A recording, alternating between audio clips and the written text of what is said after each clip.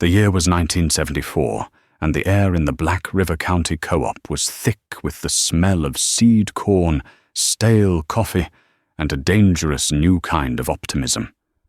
It was the kind of optimism that made men forget the lessons their fathers had bled into the soil. I was standing over by the bulletin board, pretending to read a flyer for a cattle auction I had no intention of attending, but really, I was listening. And the man everyone was listening to was Russell Thorne. Russ was holding court by the front counter, leaning against a display of brand-new styled chainsaws. He was 10 years younger than me, with a smile as wide and white as the grill on his new pickup truck. He'd bought the old Miller place 2 years back, and in that time, he'd borrowed and built himself into the very picture of the modern American farmer. And the cab on that new 1036 boys, I tell you, Russ boomed, his voice echoing off the concrete floor. It's quieter than my wife's station wagon. Got the radio, air conditioning. I put in a 10-hour day yesterday and came out feeling like I'd been on vacation. A few of the other men, guys I'd known my whole life, chuckled and nodded. They were men in their 40s and 50s, some still running the Farmall 8s and John Deere Bs their daddies had bought after the war. But you could see the envy in their eyes, the way they looked at Russ like he'd discovered a secret map to the promised land. "What's the bank say about all that new iron, Russ?" Old man Hemlock asked, his voice a gravelly note of caution in the chorus of admiration. Russ just laughed, a big, confident sound. "The bank loves it, Phil. They told me, 'Russ, you're a man with vision. You gotta spend money to make money. Leverage, they call it. You can't get ahead running museum pieces.' And then he did it. He turned his head just so, and his eyes found me standing by the bulletin board. A slow, pitying smile spread across his face. 'Isn't that right, Jed?' he called out, making sure everyone turned to look. 'Still getting by with that old 40-20 of yours?' The room went quiet. Every eye was on me. My John Deere 40-20 was a 1968 model. It was a legend, one of the best tractors Deere ever made. But in 1974, surrounded by the new generation of high horsepower machines, it was starting to look its age. It had open fenders, a simple seat, and an engine that sang a song of honest work, not whisper-quiet comfort. More importantly, it was mine. Every bolt, every tire, every grease-stained fitting on that machine was paid for in full, bought with cash from a good harvest 6 years ago. I just gave a slow nod. "She still puts the seed in the ground, Russ." "I bet she does," he said, the condescension dripping from his words like oil from a bad seal. "Probably have to wear earplugs to keep your brains from rattling out, though. My dad had one of those. Good tractor, for its time." The men around him snickered. They saw me in my faded work shirt, my hands stained with grease from a morning spent replacing a hydraulic line. They saw Russ in his clean, pressed jeans and a dealership cap that didn't have a single sweat stain on it. They saw his new truck in the parking lot and my 10-year-old Ford F-100 with the dent in the fender. They saw his future, and they saw my past. "Well," I said, turning back to the bulletin board, "my ledger book doesn't know how loud my tractor is. It just knows it's written in black ink, not red." The laughter died. Russ's smile tightened at the edges. I had pricked his pride, and in a room full of farmers, talking about debt was like mentioning a rope in a hanged man's house. It was a truth no one wanted to look at too closely, especially not now, with corn at $3 a bushel and beans pushing $7. Money was cheap, the land was booming, and the government was telling everyone to plant fence-a-row to fence-a-row. Get big or get out. That was the new gospel. My father, who'd farmed this same ground through the Depression and the Dust Bowl, had a different gospel. Never let a banker be your silent partner, son. He'd told me 100 times, his voice rough as a cob. The day you can't write a check for it is the day you can't afford it. The land gives, but the bank only takes. I'd lived by that rule. When I took over the farm, I ran Dad's old Farmall M for 5 years, saving every dime until I could walk into the dealership and buy that 40/20 with cash. I felt 10 feet tall that day. Now, standing in the co-op, Russ Thorne and his easy credit made me feel like a fool. I bought my bag of seed, paid for it with the worn bills from my wallet, and walked out into the bright spring sunshine. The chrome on Russ's new International Harvester 1066, parked right by the door, nearly blinded me. It was a monster of a machine, with huge dual tires on the back and a tinted glass cab that looked like the cockpit of a spaceship. It smelled new. It smelled like debt. I got in my old Ford, the door groaning in protest, and drove home. The whole way, I kept thinking about that conversation, about the looks on those men's faces. They thought I was a relic, a stubborn old fool clinging to the past while the future was passing me by. Russ Thorne was the future. He was progress. I was just stuck. Now, before we go any further with this story, I have to ask you something, and I want you to be honest. Sitting there in that co-op in 1974, with the whole world telling you to borrow and expand, who was the smart one? Was it Russ, the man using the bank's money to build an empire and seize the opportunity of a lifetime? Or was it me, the man who owned his tools, free and clear, but was watching the world get bigger and faster all around him? Let me know what you think down in the comments, because the answer, as I found out, wasn't nearly as simple as black ink and red. The spring of '74 was a wet one. The rain came down in sheets, turning the fields into a thick, black soup. It was the kind of weather that tested a man's patience and his equipment. For men like Russ Thorne, it was an inconvenience.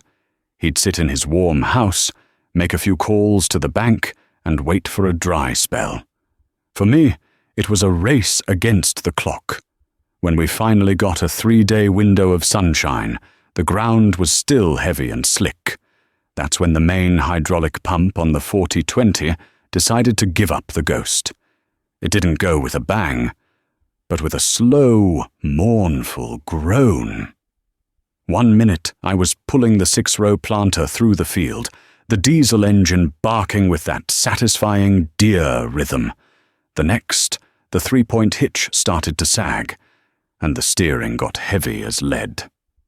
I knew that sound. It was the sound of $1,000 repair if you called the dealer, and 3 days of lost time you couldn't get back. I limped the tractor back to the machine shed, the air thick with the smell of burnt hydraulic fluid, a smell like hot metal and failure. The shed was my sanctuary, built by my grandfather with hand-hewn beams and filled with the ghosts of tractors past. Tools lined the walls in a neat, orderly fashion, each one cleaned and put back in its place after use. This was where I did my best thinking, with the cool concrete under my feet and the scent of oil and earth in my nostrils. The service manual for the 40/20 was as thick as a Bible, and its pages were stained with the greasy fingerprints of a dozen other repairs. I spent that evening under a single bare bulb, tracing diagrams, reading about pressure specs and flow rates. Sarah brought me out a plate of meatloaf and potatoes, her face etched with worry. "Can you fix it, Jed?" she asked, her voice soft. "I can," I said, not looking up from a diagram of the pump assembly. "It's just gonna take time." "Russ Thorne finished planting today," she said, almost a whisper. "I saw him pulling out of his last field on my way back from town." I didn't answer. I just took a bite of the cold meatloaf. Her words hung in the air between us, heavier than the broken pump on my workbench. She wasn't blaming me. She was scared. We both were. In farming, the calendar is a tyrant. Planting a week late could mean 10 bushels an acre less at harvest time. On our 300 acres, that was real money. That was the difference between a good year and a hard winter. The next morning, I had the pump torn apart on the bench. It was a marvel of old-world engineering, a radial piston pump with heavy, precisely machined parts.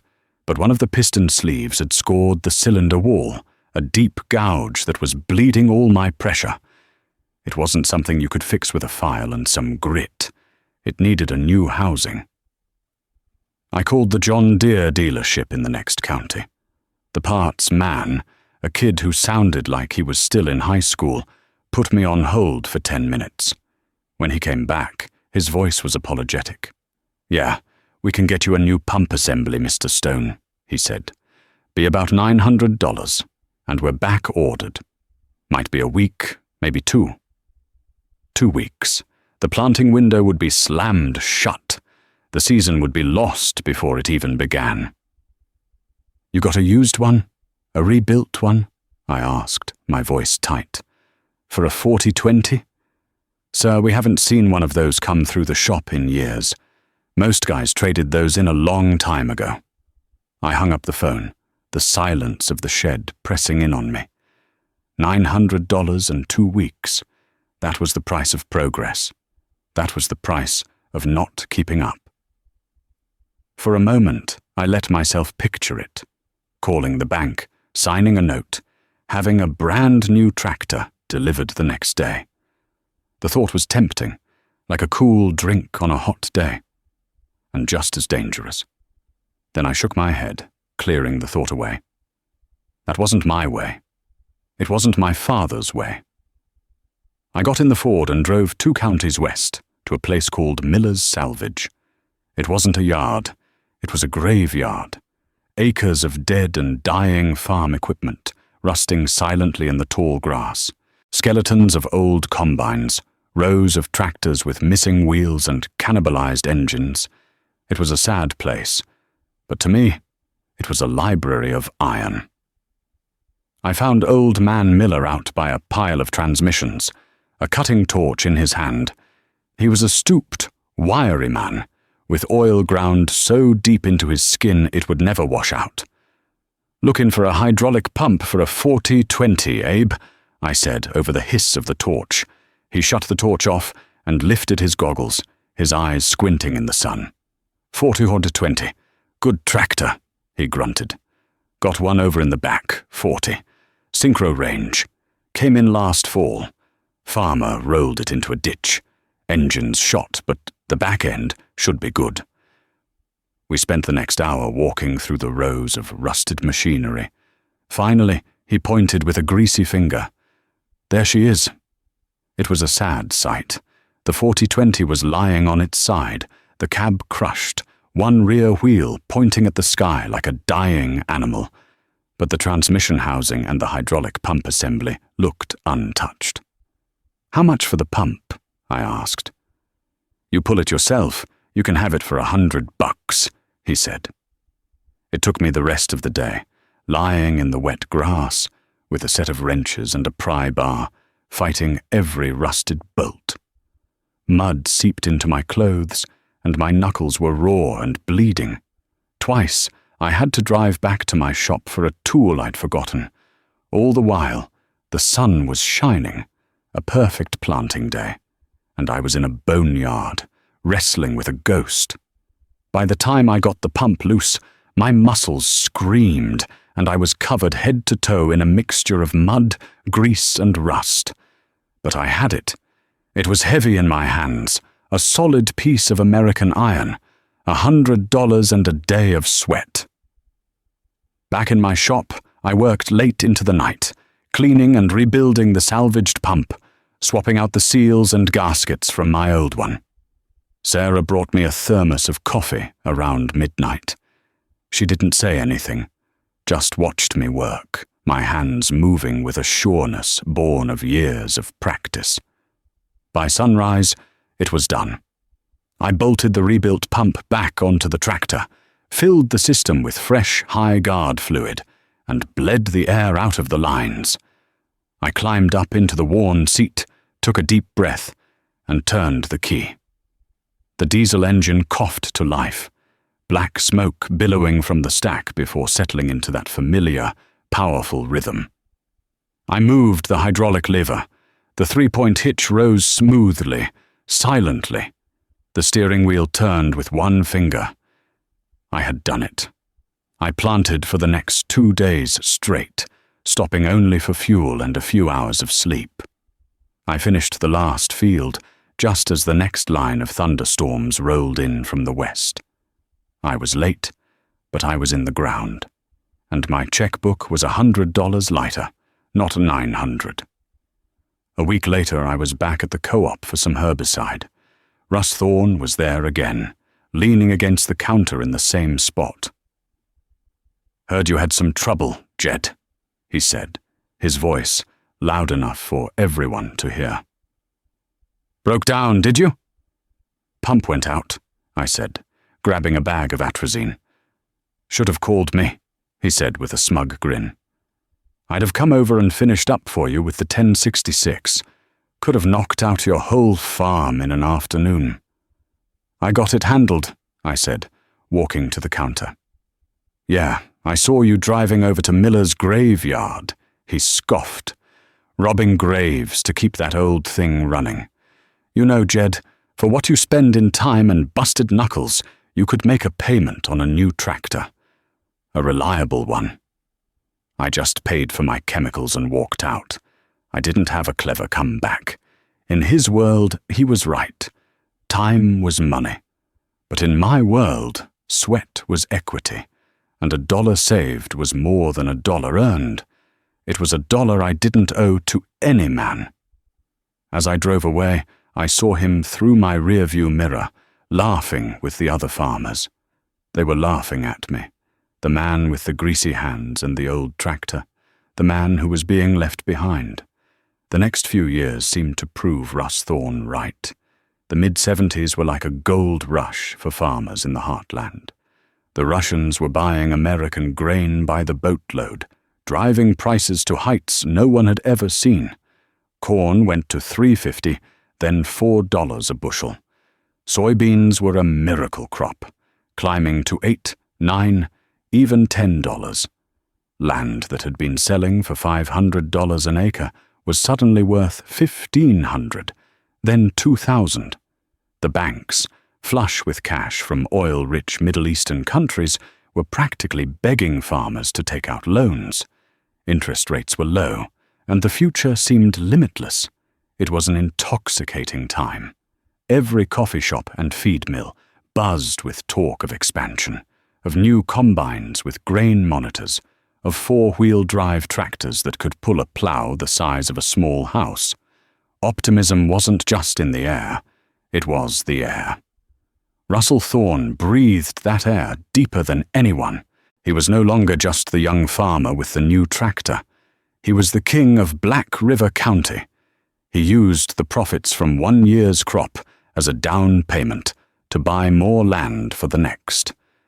After he'd bought the 160 acres from Old Man Hemlock, he turned around and bought the Peterson farm when they retired, adding another 240 acres.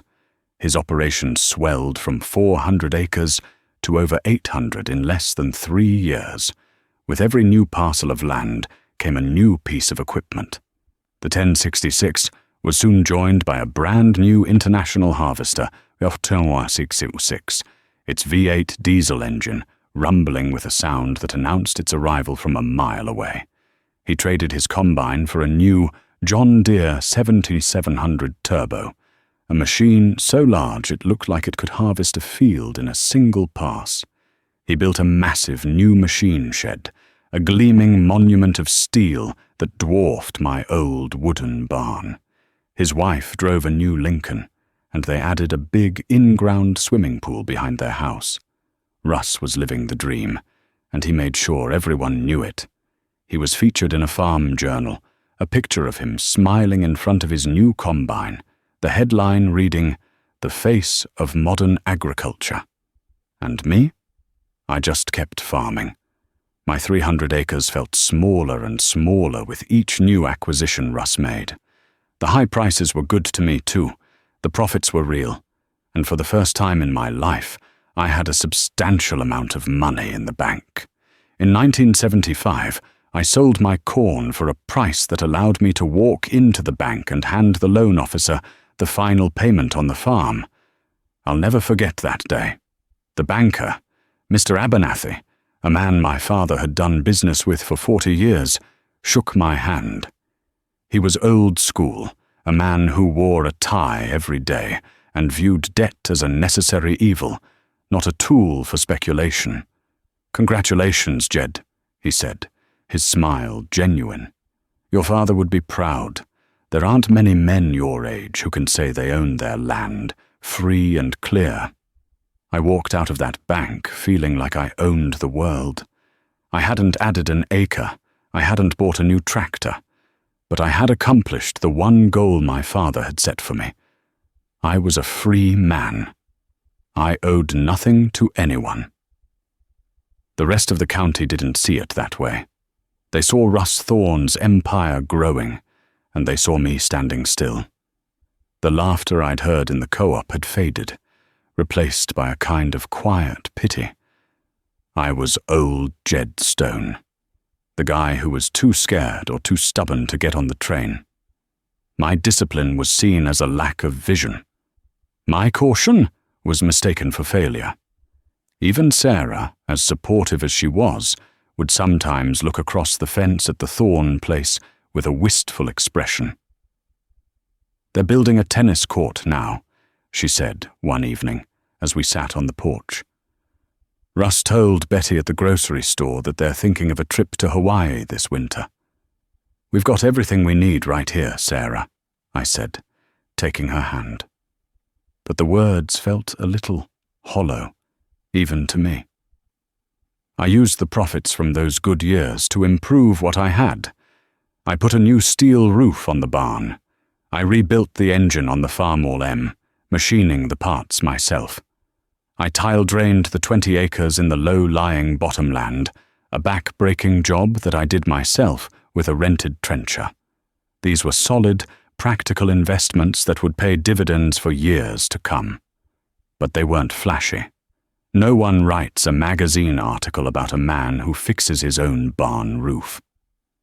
One hot afternoon in the summer of '77, I was cultivating beans with the 40-20. The air was still and humid, the drone of the diesel a constant companion. Over the fence, I could see Russ's new four-wheel drive Steiger, a massive green beast, pulling a 30-foot field cultivator, kicking up a cloud of dust that blotted out the sun. He was doing in one pass what would take me 3. It was hard not to feel a pang of something, not quite envy, but a deep, unsettling feeling of being out of step with the times. Maybe they were all right. Maybe I was a fool. That evening I was sitting in the kitchen, listening to the radio while Sarah canned green beans. The farm report was full of good news. Prices were holding steady. Another big sale to the Soviets was rumored. But then the national news came on. The announcer's voice was grim. He spoke of inflation, a word that was becoming more and more common. He mentioned the price of oil, the policies of the Federal Reserve, and a man named Paul Volcker. He talked about something called the prime interest rate and how it was climbing. The words were just background noise, a world away from my fields and my barn. But as I sat there, listening to the clink of glass jars and the drone of the newscaster's voice, I felt a cold knot tighten in my stomach. I looked out the window, across the fields shimmering in the twilight, toward the distant glow of the yard lights at Russ Thorne's ever-expanding farm. "Trees don't grow to the sky," my father used to say. I wondered if Russ had ever heard that.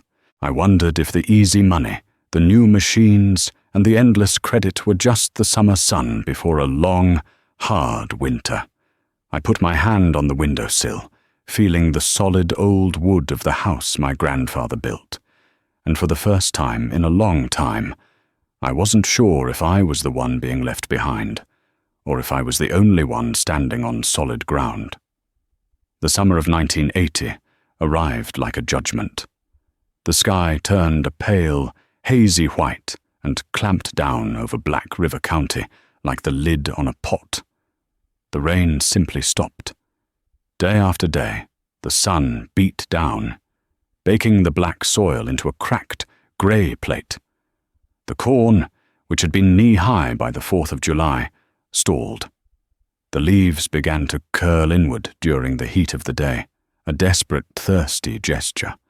The soybeans, usually a lush, deep green, took on a sickly yellow tinge. The hum of optimism that had filled the co-op for 6 years was replaced by a low, anxious murmur. Men stood in small groups in the shade of the grain elevator, kicking at the dust and staring up at the merciless, empty sky. The talk was no longer about new equipment or land prices. It was about inches of rain that never came. I watched my own crops suffer, and it hurt me like a physical blow. To a farmer, a dying field is a personal failure. But my pain was tempered by a grim reality. My costs were fixed. My tractor was paid for. My land was mine. The tax bill would come due, and the seed had been bought with cash. A bad year would mean a tight winter, but it wouldn't mean ruin. For Russell Thorne, the drought was a different kind of beast. He wasn't just farming 800 acres. He was servicing the debt on 800 acres. His operating loan for that year alone must have been staggering: fuel, fertilizer, seed, and chemicals, for a farm nearly 3 times the size of mine. He needed a bumper crop at high prices just to break even. A drought was a dagger aimed at the heart of his empire. One sweltering afternoon in late July, I was driving past his place on my way back from town. In the middle of his biggest field, the one he'd bought from the Petersons, his massive Steiger 4-wheel drive sat silent. It was a strange sight. Those machines were built to run, to devour acres. Seeing it stopped dead under that blazing sun was like seeing a shark beached on the sand. A dealer's service truck was parked beside it. 2 mechanics in sweat-soaked uniforms staring into its open engine compartment. I saw Russ at the co-op a few days later.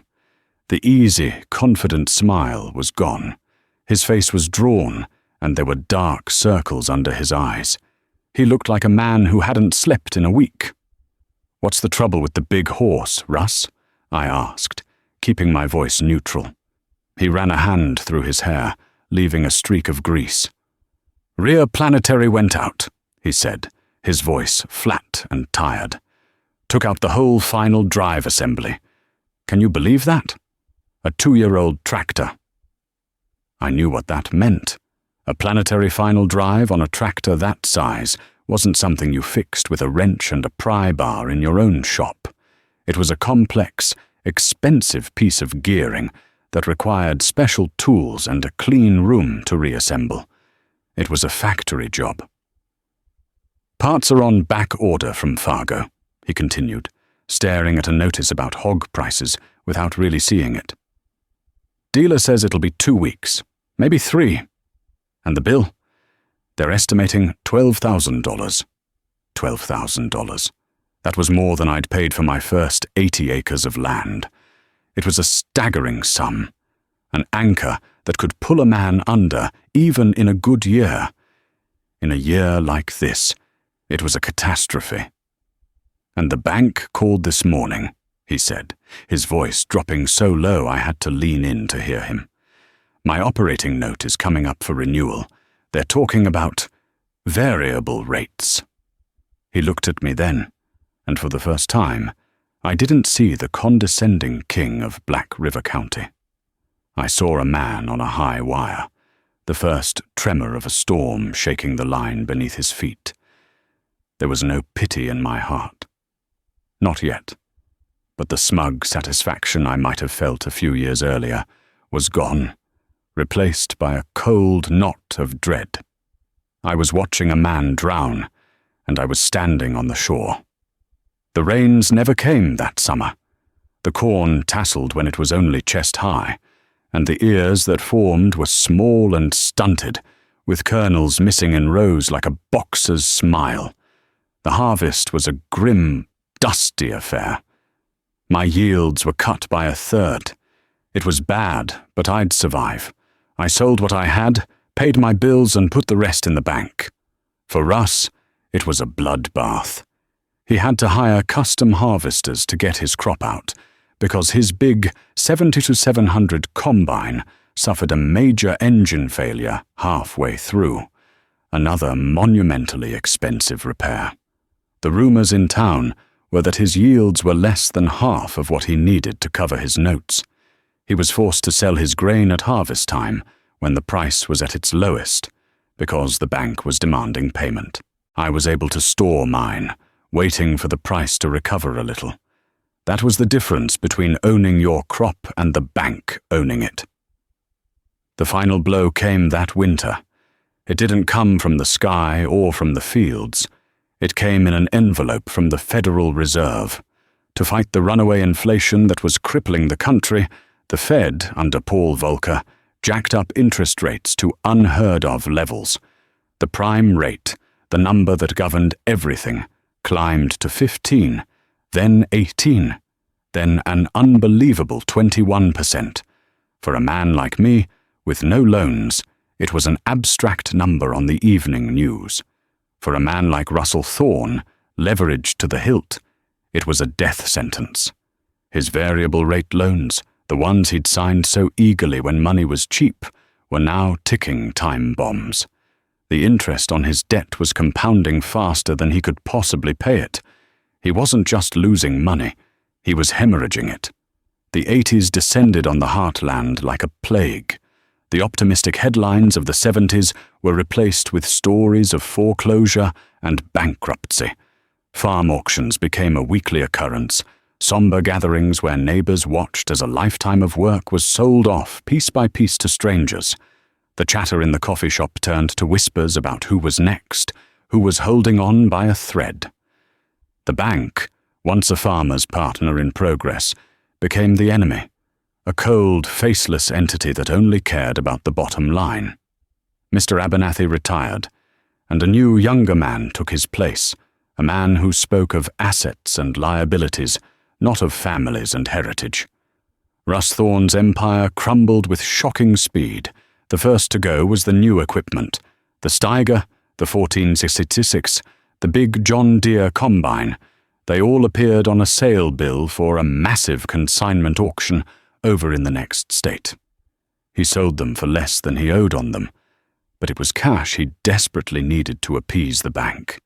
He tried to farm his 800 acres with his older, smaller equipment, but it was like trying to bail out the ocean with a teacup. He was spread too thin, his resources exhausted. I'd see him in town, and he looked like a ghost. The confidence was gone, replaced by a haunted, hunted look. He'd lost weight, and his work clothes, once crisp and new, were now stained and worn. He was working harder than he ever had in his life, not for profit or for glory, but just to keep his head above water. The laughter in the co-op had long since died. No one laughed at anyone anymore. There was only a shared, silent fear. One spring morning in 1983, I was in my shop, grinding the valves on the head of my old Farmall M. It was a quiet, methodical job, the kind of work that focused the mind. A shadow fell across the doorway. It was Russ.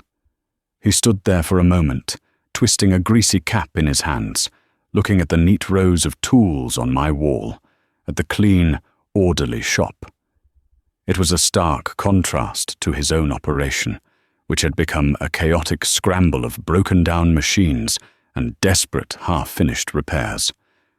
"Jed," he said, his voice raspy, I need a favor." "What is it, Russ?" I asked, wiping my hands on a rag. "The bank. They're calling the note on the Peterson place. The whole 240 acres. I can't make the payment. They're foreclosing." He looked down at the concrete floor. "They're going to auction it off. My house, too." I didn't say anything. I just listened. "I heard you did well the last couple years," he said, the words costing him a visible effort. "Heard you don't owe the bank a dime." "That's right," I said quietly. He finally looked up, and his eyes were filled with a despair so profound it made my chest ache. "They laughed at you, Jed. I laughed at you. We all did. We called you an old fool, stuck in the past." He shook his head, a bitter, broken little movement. "Turns out you were the only one living in the real world. The rest of us, we were living in a dream." And the alarm clock just went off. He took a deep breath. "The auction is next month. The home place. The original 160 acres my dad bought. It's going up too. I thought you should know." He turned to leave, a man with the weight of a fallen kingdom on his shoulders. "Russ," I called out. He stopped but didn't turn around. "Your dad's old tools," I said. "The ones in the back of your shed. The anvil, the forge. You still got them?" "Yeah," he mumbled. "They're just collecting rust." "I'll give you $500 for them," I said. Cash. He finally turned, a flicker of confusion in his eyes.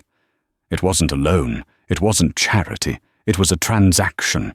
It was something he could accept without shattering the last of his pride.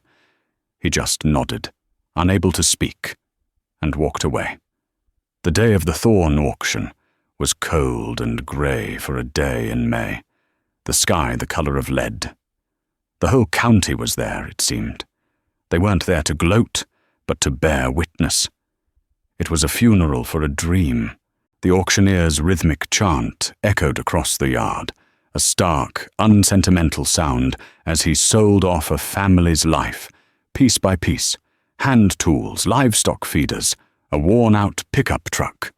Russ and his wife Betty stood by their house, their faces pale and still, watching it all happen. When the auctioneer moved on to the equipment, I saw what Russ had been reduced to. The remaining tractors were old and tired, machines he'd bought cheap to try and fill the gaps, but they were poorly maintained, leaking oil and trailing rust. He'd been trying to fight a modern war with antique weapons. Finally, the land came up. The auctioneer started with the 240-acre Peterson farm. The bidding was slow, hesitant. No one had money. The only real bidder was a man in a suit, representing an out-of-state insurance company that was buying up distressed land. Then they moved to the original Thorn home place, the 160 acres that bordered my farm to the east, the farm his father had started with. "All right, folks, here's a prime piece of ground," the auctioneer boomed. 160 acres, more or less, with a house, a barn, and outbuildings. Who'll start the bidding at $500 an acre? The man from the insurance company raised his card. The price crept up slowly. 600. 650. The local farmers stood silent, their hands in their pockets, their faces grim. They couldn't afford to bid. They were just trying to hold on to what they had. At $700 an acre, the auctioneer looked around. 700 once! 700 twice! I raised my hand. A murmur went through the crowd. Every head turned to look at me. Jed Stone, the man with the old 40,020, the man who never borrowed a dime, the man everyone had written off. The insurance man looked over at me, annoyed. He raised his card. 725. 750, I said, my voice clear and steady. We went back and forth, the numbers climbing. 800, 850, 900. The crowd was dead silent, watching the two of us. I wasn't just bidding on land. I was bidding with every late night I'd spent in my shop, every dollar I'd saved instead of spent, every lesson my father had hammered into me. I looked over at Russ. He was staring at me, his mouth slightly open, a look of utter disbelief on his face. The insurance man bid $975. $1,000, I said, without hesitating. The man in the suit conferred with someone on his phone. He shook his head and lowered his card. $1,000 an acre once, the auctioneer cried, his voice ringing with excitement. Twice, sold, to Jed Stone for $160,000. A quiet cheer went through the crowd. It wasn't for my victory. It was for the insurance company's defeat. The land was staying local. I walked over to the clerk's table and wrote out a check from my savings account for the full amount. I didn't have to sign a single piece of paper from a bank. As I walked away, my new deed in my pocket, I passed Russ. Jed, he whispered. Why? It's good land, Russ, I said, and a man shouldn't have to watch strangers own the ground his father broke. I went home, but my work wasn't done. I made a phone call to Mr. Abernathy, the retired banker. I asked him for a favor, a bit of advice. The next day, I went to the bank that held the note on Russ's house. The house itself, and the 2 acres it sat on, had been bundled with the farmland. I made an offer to the new bank manager, the young man with the cold eyes.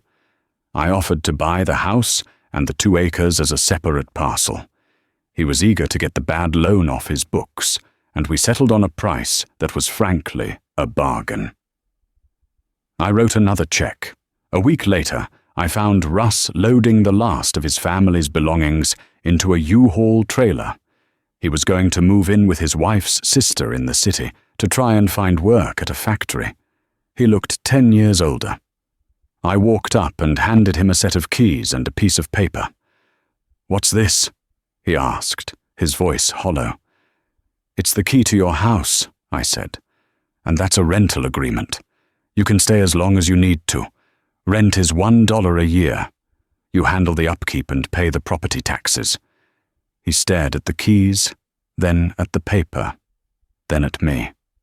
His face crumpled. The hard shell he'd built around himself finally broke, and he began to weep. Deep, ragged sobs of a man who had lost everything and had just been handed an impossible grace. "I can't," he choked out. "After everything, how I treated you." "The hard times are hard enough without neighbors turning on each other," I said. "You'd have done the same for me." In my heart, I wasn't sure if that was true of the old Russ Thorne, but I knew it would be true of the man standing before me now. Russ and his family stayed in that house.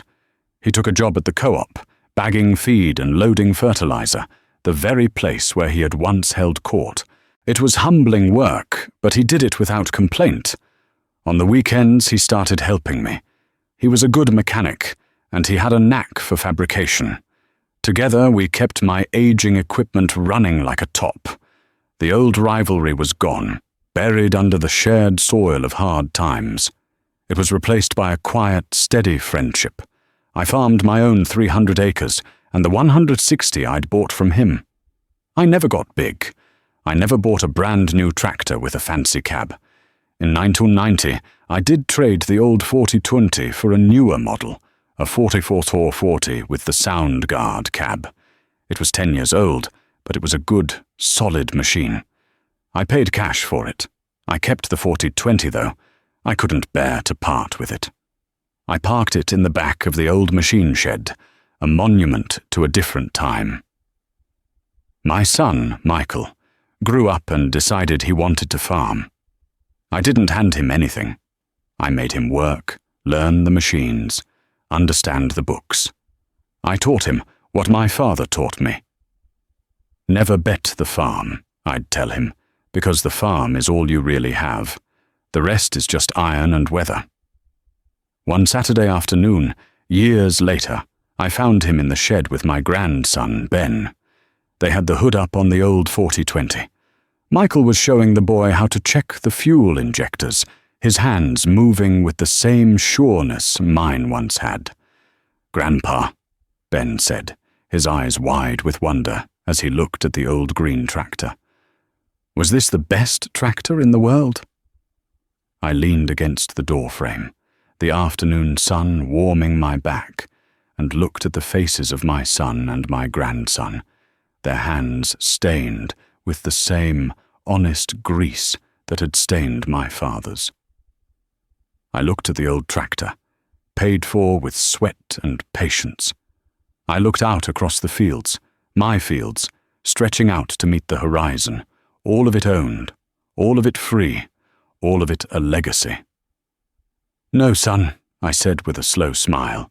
It wasn't the best tractor in the world, but it was mine.